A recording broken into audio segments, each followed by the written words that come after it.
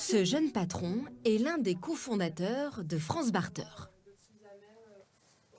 Un réseau d'entraide qui fédère 1500 entreprises dans tous les secteurs d'activité. Il y a beaucoup de nouveaux membres qui ont rejoint le réseau au cours de ces derniers mois. Autour de la table ce jour-là, une quinzaine de donneurs-receveurs en quelque sorte, dont Juliette Honoré, une habituée. On est les Marmites Volantes, on est une entreprise de restauration engagée qui existe depuis 2011.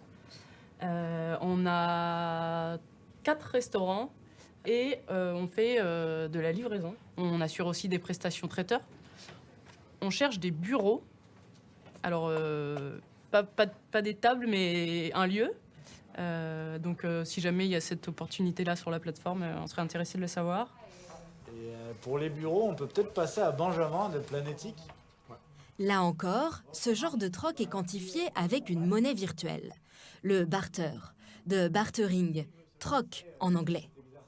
Bonjour à tous, on a un espace de coworking avec une partie des tables qui n'étaient pas occupées, qu'on peut facturer en barter et donc ça augmente le taux de remplissage. Notre client n'est pas obligé de nous payer tout de suite en monnaie, en euros comme d'habitude.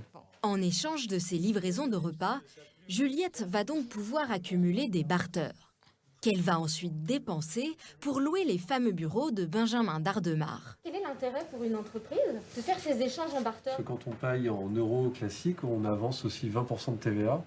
Donc 20% en fait qu'on avance aux impôts, en attendant que les impôts le récupèrent auprès de notre fournisseur. Donc c'est toujours, les paiements en euros sont toujours une avance de 20%. Donc, si avec les barters on peut éviter ça, c'est vraiment sensible sur des périodes comme celle que l'on vient de connaître, où il y avait une tension sur la trésorerie, où tout le monde était en retard de paiement. Je décide de tester moi aussi ce système, déjà très populaire dans les pays anglo-saxons et en Suisse. Une fois inscrite, je propose un service professionnel. Rédiger du contenu pour une entreprise. Je vais recevoir une demande. Une association, elle aussi membre du réseau, qui emploie des personnes en réinsertion. J'écris 5 textes de présentation pour son site internet.